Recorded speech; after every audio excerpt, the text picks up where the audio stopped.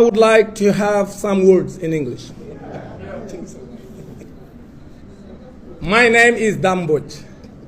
I'm a member of this group of leaders who created this association in order to safeguard the candidacy of President Ousmane Sonko.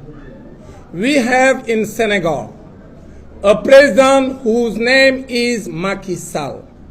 After 12 years in power, he decided at first to run for the third term. But with the determination of the populations of Senegal and his diaspora, he finally decided not to run for the third term.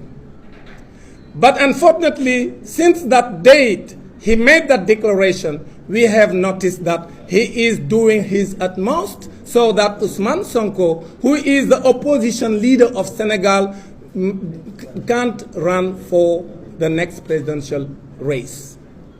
We decided so to talk to our Senegalese fellow citizens and to talk at the same time to the international community so that they tell the truth to Macky Sall so that he knows that Senegal doesn't belong to him.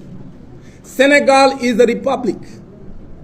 And when he was addressing the Senegalese people in his farewell speech, he said that his last stance is to fight for the application of the judicial decisions.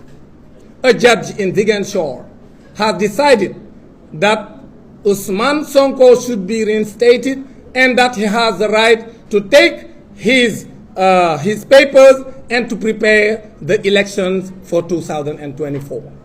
But President Macky Sall doesn't want so, and he talked to the administration of Senegal so that they prevent Ousmane Sonko to withdraw his papers. That's why today, we leaders, we have decided to set up this association so as to fight for the rights of Ousmane Sonko so that he becomes candidate for the next presidential elections. So we want the community of Senegal and the international community to know that if there are problems or if there are troubles in Senegal, they will be caused by President Macky Sall, who doesn't want to apply the rules, who doesn't want to apply the decisions of our judges.